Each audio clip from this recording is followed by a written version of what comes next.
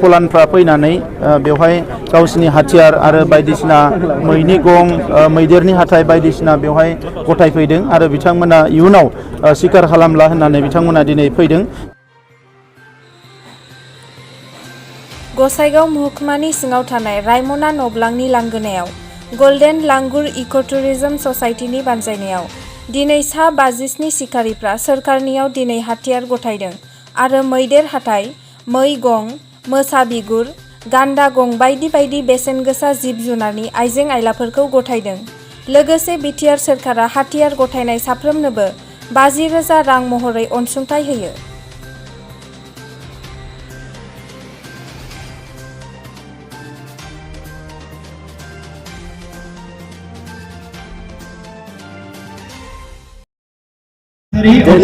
दिनै माने दिनैनो फार्स्ट जोंनि रायमना हाग्रामाखौ थांनाय समाव जेब्ला जोङो नेसनेल पार्क हिसाबै बिनिफ्रायनो जोङो नाजाबाय दङमोन। प्रिन्स एरियानि साफ्रोमबो रायजो राजाखौ जोङो लोगो हमनानै बे ओनसोलखौ माबोरै जौगाहोगोन आरो बे हाग्राखौ जोङो लाखिनानै जोंनि थांना थानायनि राहा लामाखौ जोङो माबोरै संग्रिखांफानो हागोन बेखौ लानानै जोंनि बे प्रिन्स एरियानि गासैबो NGOनि दैदेनगिरिफोरजों सावरायबाय थाबोदों आरो थांनाय दान मोनसेनिफ्राय जोङो खोब स्ट्रंलि बे खामानिखौ मावदोंमोन, जायनि जाहोनाव दिनै 57 सा जोंनि सिखारिफोरा जायफ्रा बेखौनो थांना थानायनि राहा लामा हिसाबै लादोंमोन बिथांमोना दिनै आखाइ दैखांफैबाय आरो बे जोंनि थाखाय खोब मोजां रादाब।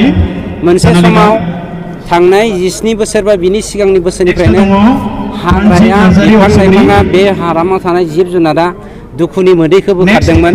नाथाय दिनैनि समनिफ्राय बे रायमना हालामाव थानाय नेसनेल पार्कआ रायमना नेसनेल पार्कआव थानाय गासैबो बिफां-लाइफां गासैबो जिब जुनारा दिनै सुखुनि मोदै बख'नो हासिगोन बा सुखुनि मोदै गहोनो हासिगोन। बिथांमोननि थांना थानायनि राहा लामाखौ जोंनि बिटिआर सरकारा आखायाव लादों आरो बेखौ नोंथांमोना लासैनो नुलांबाय थागोन। पारमानेन्ट थांना थानायनि राहा लामाखौ होनो थाखायनो जों थियारि जानानै दङ। जों बिसोरखौ बरायदों आरो दिनैनि समाव जोंनि नेसनेल पार्क जि दङ जोंहा वाइल्ड लाइफ बेफोरो जोंनि मोनफा मोनफा गिदिर गिदिर धोन, बे धोनफोरखौ जोङो बासायनानै लाखिनांगोन। दा अब्लासो जोंनि आबहावाया मोजाङैनो थानायजों लोगोसे बेफोरो जोंनि थाखाय मोनसे गिदिर गिदिर इक' टुरिजम बियो जानो हायो। दा बिनि थाखायनो बिथांमोना फैनायखौ जों बरायदों आरो बिथांमोननि थांनानै थानांगौनि थाखाय दिनै जोङो 50,000 करि बिथांमोननो चेक होगोन।